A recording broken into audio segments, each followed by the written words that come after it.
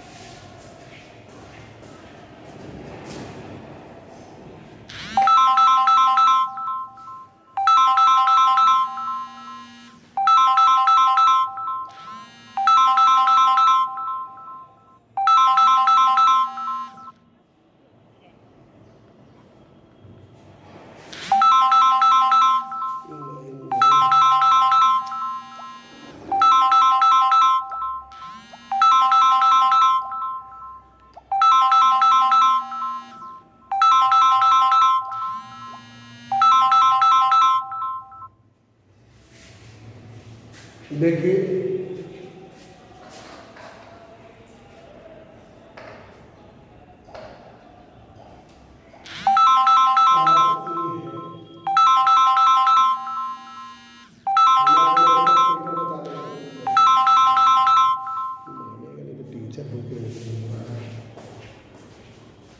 Part A mathematical physics,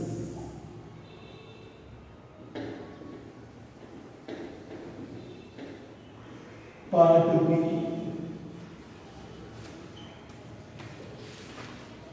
Newtonian mechanics. हाँ sir, अरे हम ले आए, आपको शाम को दे देंगे कोचिंग पे। हाँ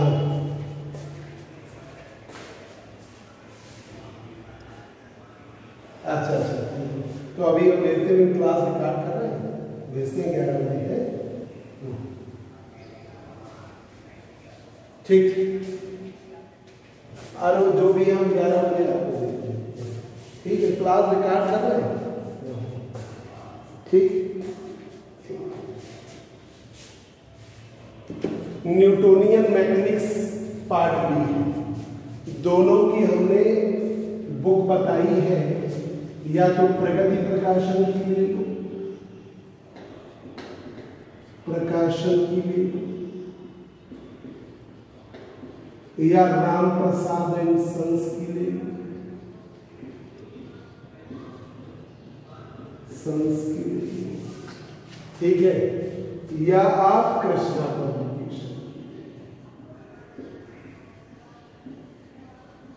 और नहीं लेना चाहते हो तो कोई दिक्कत नहीं, हम तो पूरा पढ़ाते हैं, ठीक है। कोई बच्चा है सोच रहा है कि सर बेफालतू मेरा 200-400-500 रुपये 500 रुपये तो खर्च हो ही जाएगा, अगर नहीं खर्च करना चाहते हो तो भी कोई समस्या नहीं, क्योंकि मैं पूरा सिलेबस कवर करता हूँ।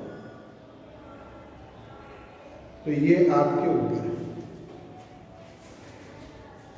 नोट्स प्रॉपर बनवा देते हैं, चाहे ऑब्जेक्टिव है चाहे सब्जेक्टिव है, सबके अकॉर्डिंग। इसमें लेसन फर्स्ट है, पार्ट बी हमने शुरू किया।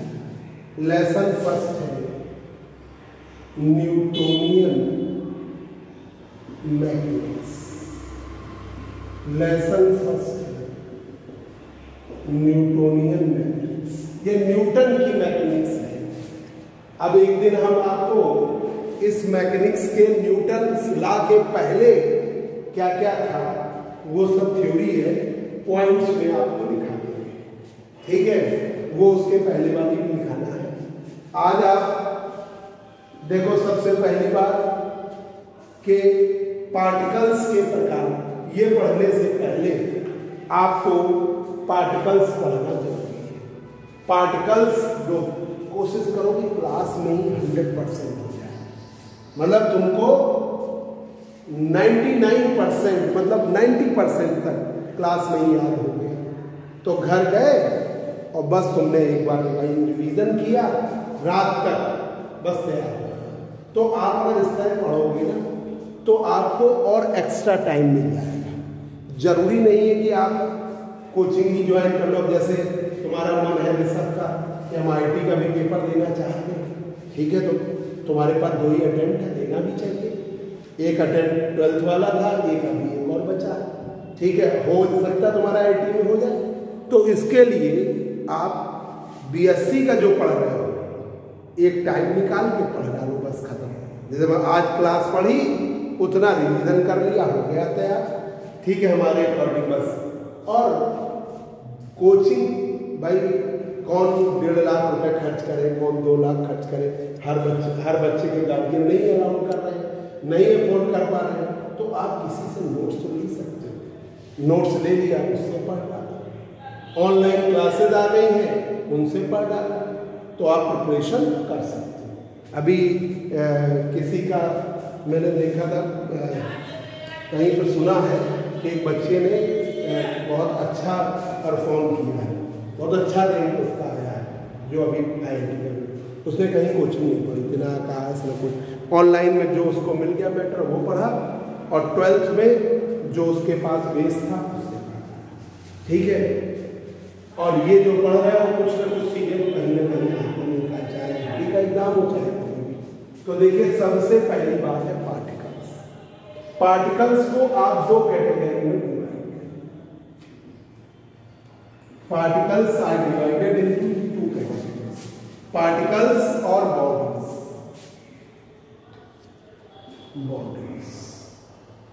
पार्टिकल और बॉडीज को आप 2 कैटेगरी में डिवाइड करें।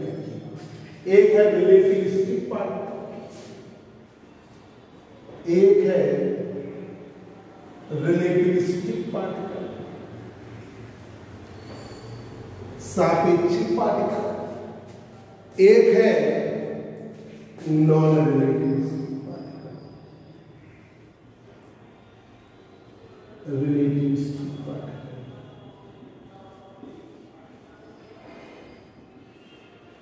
एक है सापेक्षिक पार्टिकल, एक है असापेक्षिक पार्टिकल। तो पार्टिकल्स को 2 क्लास में डिवाइड किया गया, एक सापेक्षिक और एक असापेक्षिक, एक रिलेटिविस्टिक और एक नॉन रिलेटिविस्टिक। जो ऑनलाइन में हिंदी मीडियम वाले बच्चे पढ़ रहे हो उनके लिए हिंदी वर्ड भी बोल रहे हैं, रिलेटिविस्टिक सापेक्षिक, नॉन रिलेटिविस्टिक असापेक्षिक। पार्टिकल मतलब कण, बॉडी मतलब वस्तु।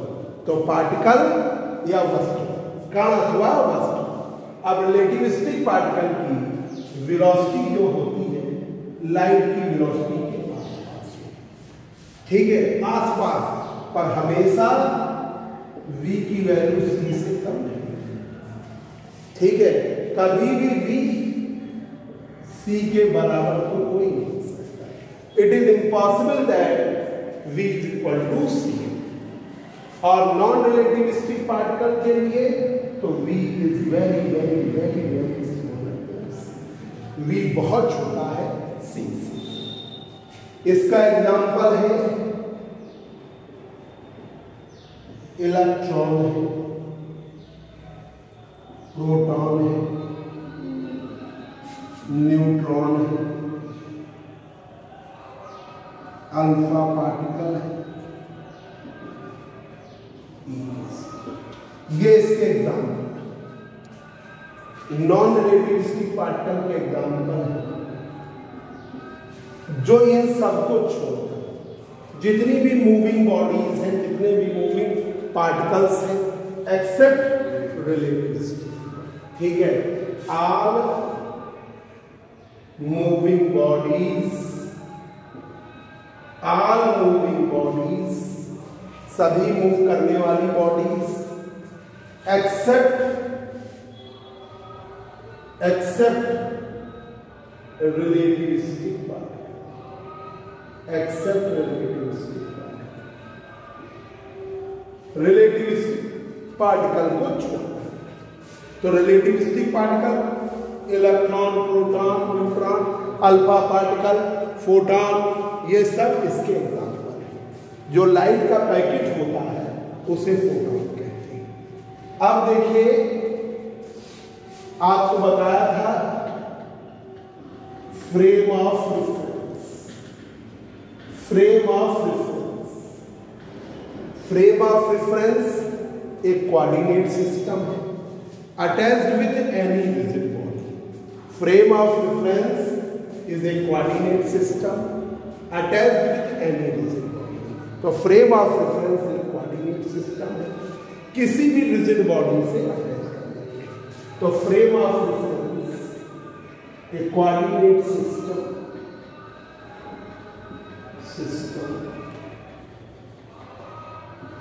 अटैच्ड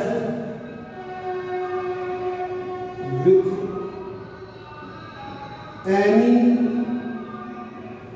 rigid body, किसी भी रिजिड बॉडी से अटैच कर दिया। Frame of reference X axis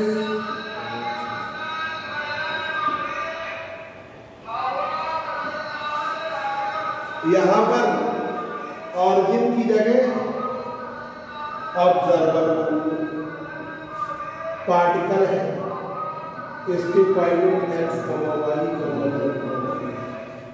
x Y Z space coordinate और T time space time coordinate system. तो फ्रेम ऑफ रेफरेंस एक कोऑर्डिनेट सिस्टम है अटैच किया किसी रिजिड बॉडी से।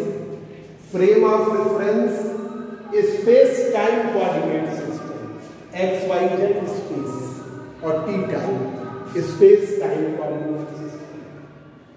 Frame of reference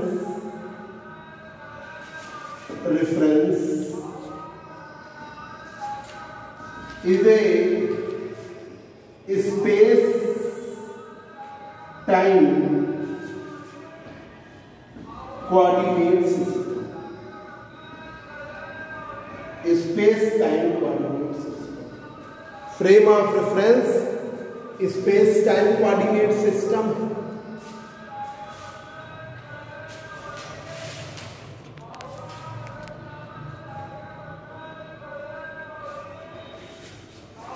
space time coordinate system या position time coordinate system.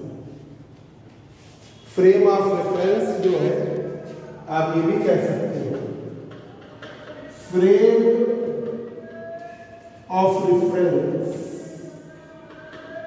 Frame of reference is a position time, position time और four coordinate system.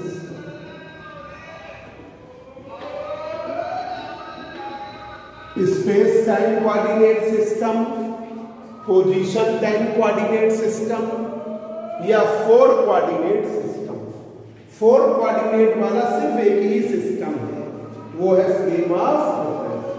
अब देखिए X Y Z, X Y Z है space, यह time, space time coordinate system या क्या कहोगे position time coordinate system, position time coordinate system. तो frame of reference space time coordinate system है या पोजीशन टाइम कोऑर्डिनेट सिस्टम।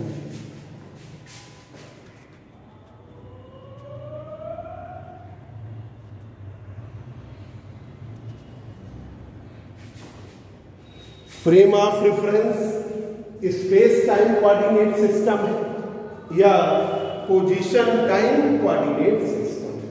फिर से देखो, पढ़ा दिया था, पार्टिकल्स दो प्रकार के हैं, एक रिलेटिविस्टिक पार्टिकल, एक non relativistic particle. Relativistic particle वो है जिसकी वेलोसिटी लाइट की वेलोसिटी के आसपास जाती है। इसका एग्जाम्पल है इलेक्ट्रॉन है, प्रोटॉन है, न्यूट्रॉन है, अल्फा पार्टिकल है। v की वैल्यू c के आसपास है, पर v कभी भी c के बराबर नहीं है। v हमेशा c से छोटा है। नॉन रिलेटिविस्टिक पार्टिकल की वेलोसिटी c से कम है। v always smaller than c, v always smaller than c। तो यहाँ पर all moving bodies except relativistic particle, जितनी भी मूविंग बॉडीज हैं रिलेटिविस्टिक पार्टिकल को छोड़कर, एक्सेप्ट रिलेटिविस्टिक पार्टिकल, ठीक है, वो सब क्या है, non relativistic. Frame of reference याद कर लो, frame of reference space time coordinate system है।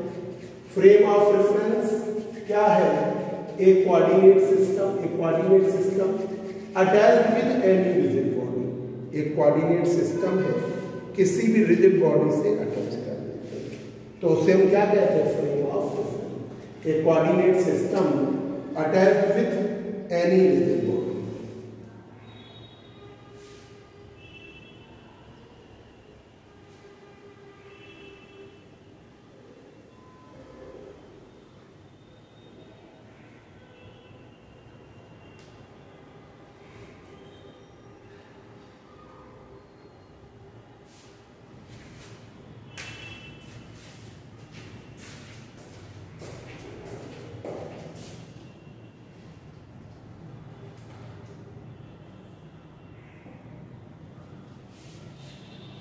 एक कोऑर्डिनेट सिस्टम है, अटैच कर दे रहे हैं एनी रिजिड बॉडी। एक coordinate system attach with any rigid body, उसे हम क्या कहते हैं, frame of reference.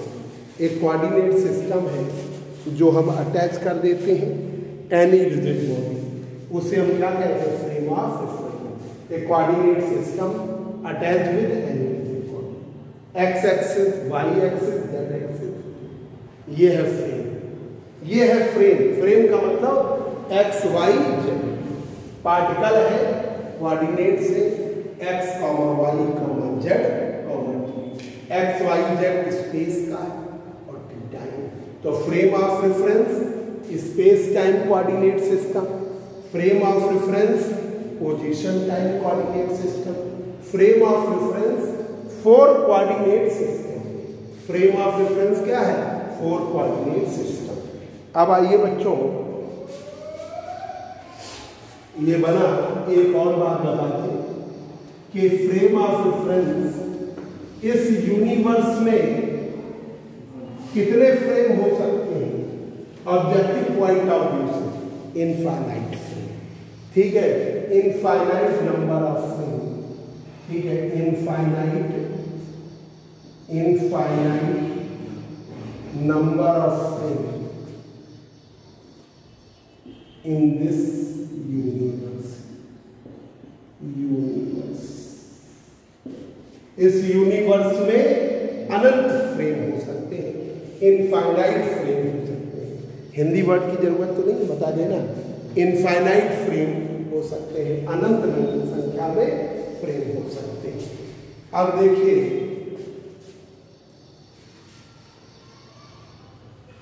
X Y observer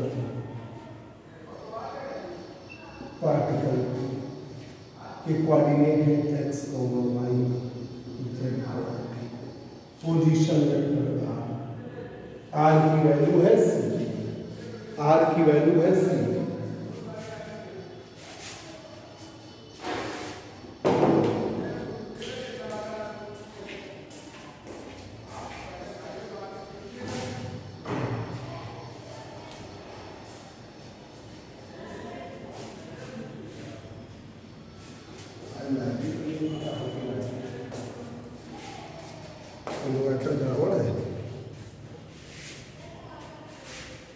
उससे फर्क नहीं पड़ रहा।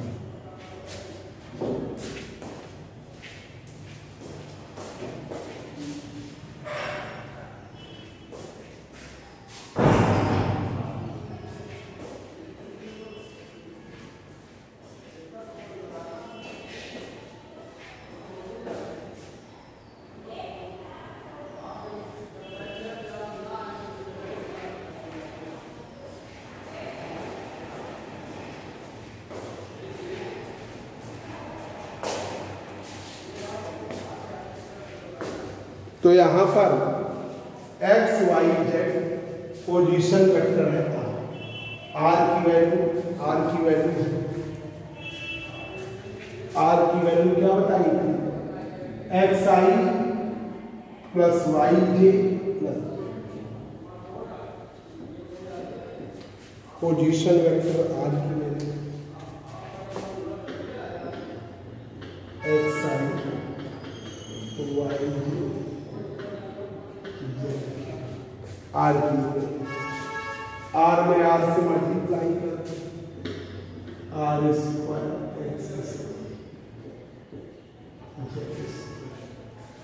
X square Y square Z square.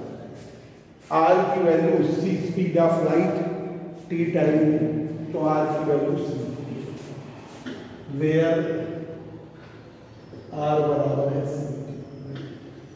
C T का स्क्वायर, तो x square Y square Z square minus, ये जनरल इक्वेशन है। This is the general equation of the frame.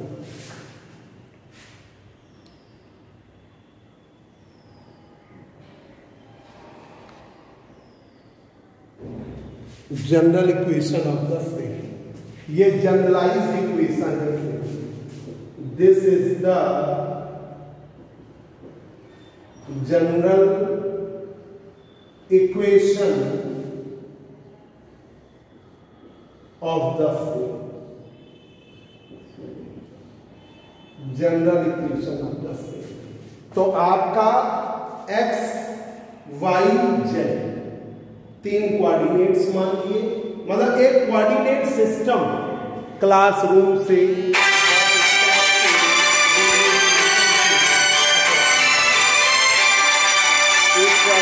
System bus stop से रेलवे स्टेशन से attach कर दिया। तो एक coordinate system attached with any rigid body, ठीक है, एक कोऑर्डिनेट सिस्टम किसी भी रिजिड बॉडी से अटैच कर देते हैं, तो उसे हम क्या कहते हैं? Frame of reference. तो frame of reference is a coordinate system attached with any rigid body. Attach कर दीजिए किसी भी रिजिड बॉडी से, ठीक है, किसी भी rigid body. X Y Z position coordinate और टी टाइम, तो पोजीशन टाइम कोऑर्डिनेट सिस्टम है।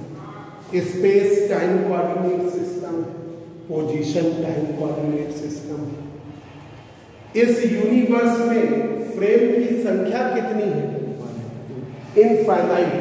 भाई आप साइकिल चला के जा रहे हो, अपने को ऑब्जर्वर एक्स वाई जेड ऐसे मान लिया फ्रेम, ठीक है। तो infinite number of the frame इस यूनिवर्स में। X axis, Y axis, Z axis. Particle लिया, पार्टिकल के कोऑर्डिनेट है एक्स वाई जेड। आर की वैल्यू है X I plus Y J plus Z K. R में आर से मल्टीप्लाई किया, आर स्क्वायर बराबर X square plus Y square plus Z square, ठीक है भाई। आर में आर से मल्टीप्लाई करो तो are dot R dot product है, समझ रहे हो ना? करके दिखा, करके दिखा। देखिए आर में आर से मल्टीप्लाई, पोजीशन वेक्टर है R, X I Y J Z. अब आर में आर से मल्टीप्लाई करो,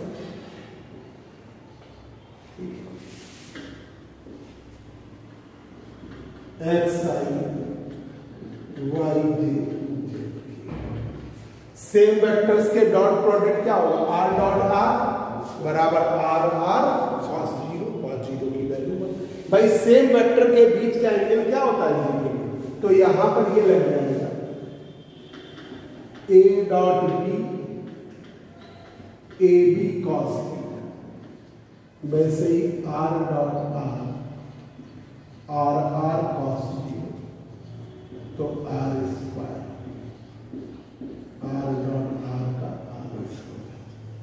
ठीक है, i डॉट आई की वैल्यू 1, j डॉट जे की वैल्यू 1, k डॉट के की वैल्यू 1, इसके अदर में सब 0, i dot J, j dot के डॉट आई, क्योंकि 90 एंगल होता है।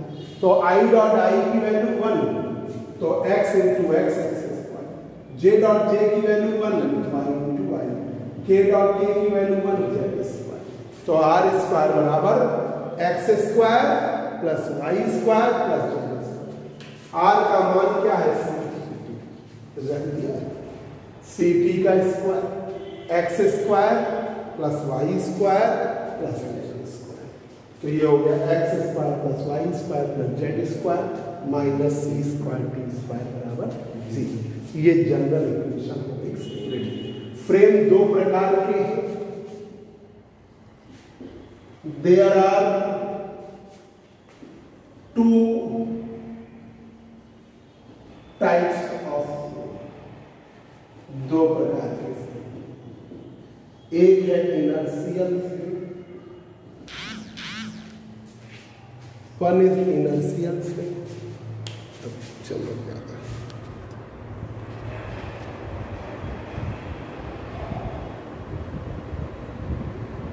बड़ा परेशान कर दिया आज।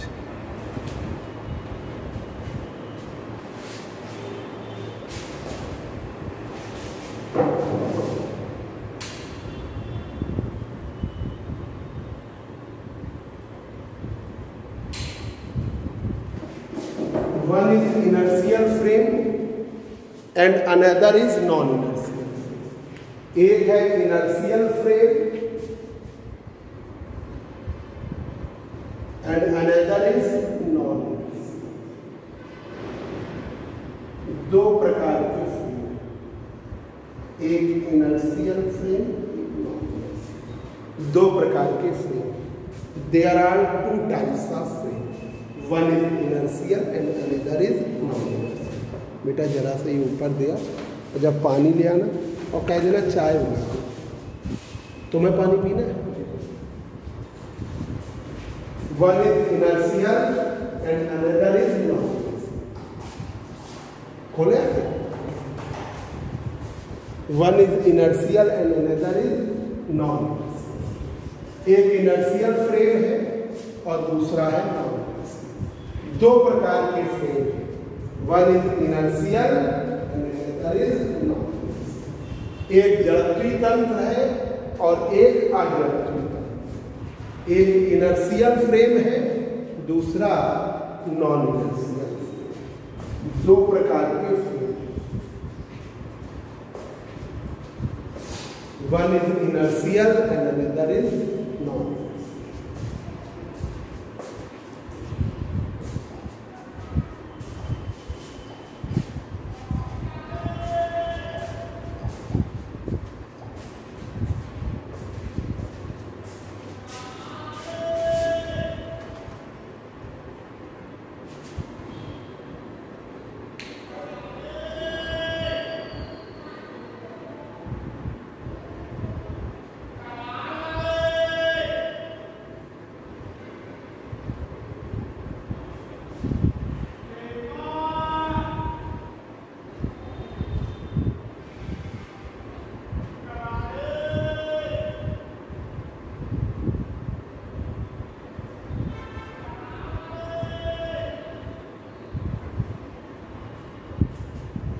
एक इनर्शियल है, दूसरा नॉन इनर्शियल। एक जड़त्वीय तंत्र है और दूसरा अजड़त्वीय तंत्र है।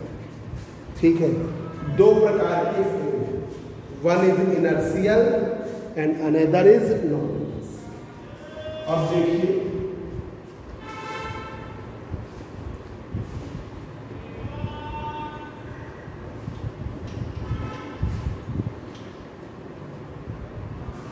इनर्शियल फ्रेम वो है जो फर्स्ट है, inertial frame,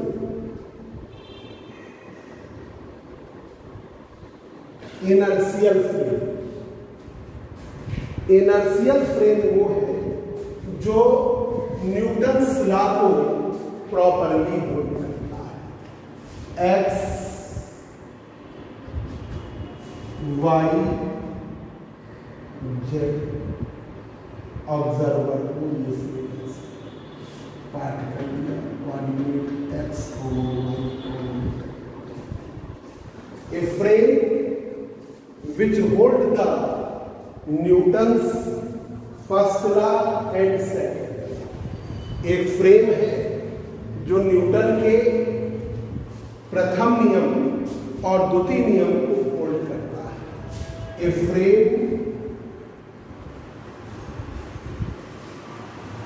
which properly, a frame which properly holds the, चाय पियो तो आलस आ रहा, a frame which properly holds the Newton's first law and second, एक फ्रेम है जो प्रॉपरली होल्ड करता है न्यूटन के प्रथम नियम का और द्वितीय नियम का। A frame which properly holds the Newton's first law and second, या कह सकते हो Newton's law of motion, Newton's law of motion. एक फ्रेम है जो न्यूटन के फर्स्ट लॉ और सेकंड लॉ को प्रॉपरली होल्ड करता है, उसे हम क्या कहते हैं? Inertial frame. A frame which properly hold the Newton's properly hold the Newton's first law and second law. हाँ देख रहे हैं, Newton's first law and second law is known as inertial frame. उससे हम क्या कहते हैं? इनर्शियल। एक फ्रेम है जो प्रॉपर वे में न्यूटन के प्रथम नियम और द्वितीय नियम का पालन करता है, उसे हम इनर्शियल फ्रेम कहते हैं। A frame which properly holds the Newton's first law and second law is known as inertial frame. ठीक है, इनर्शियल फ्रेम एक फ्रेम जो प्रॉपर वे में न्यूटन के फर्स्ट लॉ को और सेकेंड लॉ, मेन ये दो लॉ साथ में चल जाता है न्यूटन्स लॉ ऑफ मोशन। भाई अगर कहें थर्ड लॉ का कोई रोल नहीं है, तो एक फ्रेम जो न्यूटन के फर्स्ट लॉ को और सेकेंड लॉ को प्रॉपर वे में होल्ड करेगा, उसे हम क्या कहेंगे? Inertial frame. इनर्शियल फ्रेम एक क्लासरूम है। इस क्लासरूम में तुम बैठे हो, तुम रेस्ट में हो तो रेस्ट में हो, तुम मूव करोगे तो मोशन में हो। तो inertial frame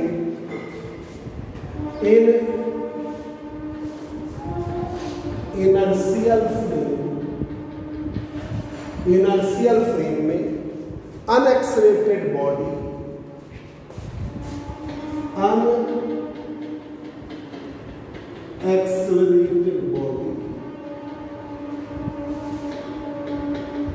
may not be accelerated. Unaccelerated body may not be accelerated. जो अत्वरित वस्तु है वो त्वरित नहीं हो सकती। जिस बॉडी में कोई एक्सेलरेशन नहीं, वो एक्सेलरेट भी नहीं हो। Unaccelerated body may not be accelerated. Unaccelerated body may not be accelerated. In inertial frame, unaccelerated body may not be accelerated. तीसरा देखिए, unaccelerated body may not be accelerated. तीसरा, इनर्शियल फ्रेम में जिस बॉडी में कोई एक्सेलरेशन नहीं है वो एक्सेलरेट भी नहीं। अनएक्सेलरेटेड बॉडी में not be accelerated. Inertial frame में फ्रेम के कारण बॉडी या पार्टिकल पर फोर्स 0 है। ठीक है, force due to the frame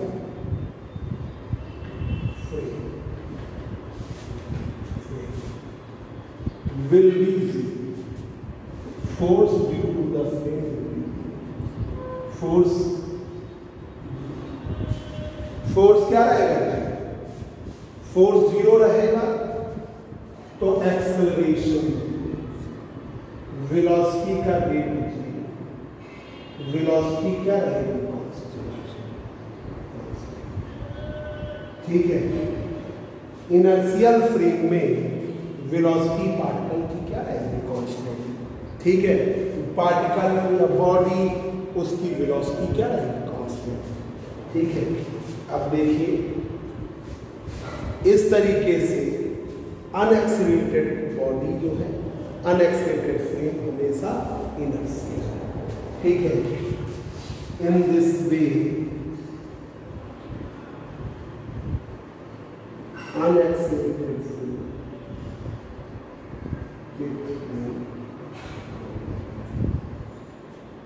is always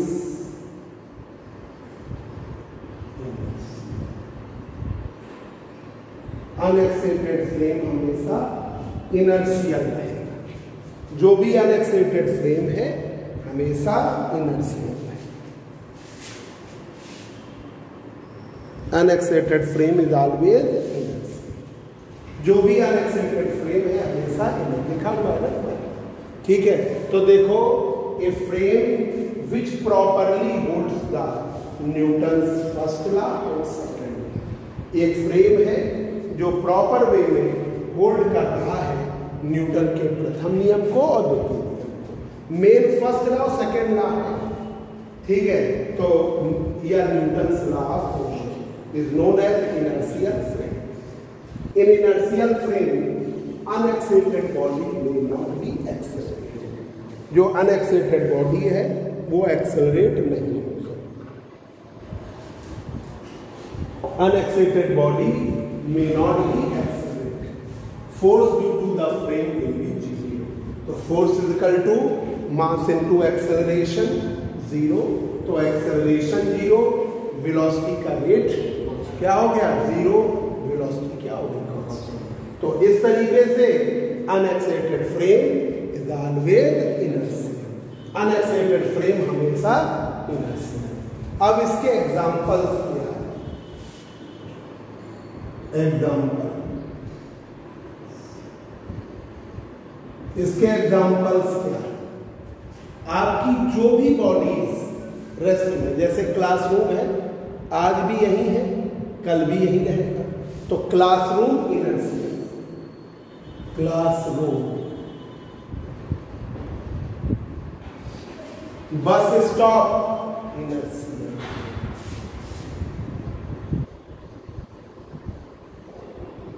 railway station Amravati bus stop वहीं रहेगा, जगरकटी बस स्टॉप वहीं रहेगा, रेलवे स्टेशन।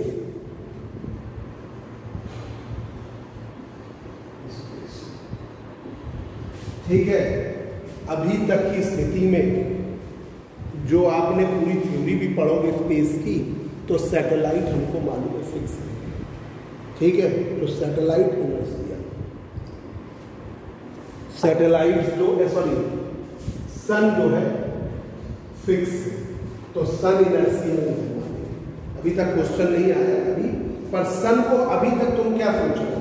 फिक्स है यूनिवर्स में कि मूव करता है? फिक्स है ना। स्टार्स को भी फिक्स मानते हो, तो stars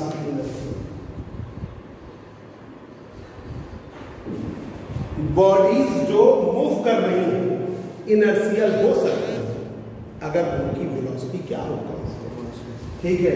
moving bodies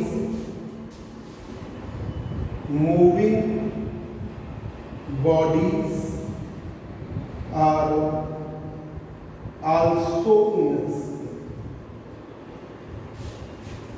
moving bodies are also inertial if v क्या होगा, वेलोसिटी। तो मूविंग बॉडीज भी इनर्शियल हो सकती है अगर वेलोसिटी कांस्टेंट। ये है बच्चों।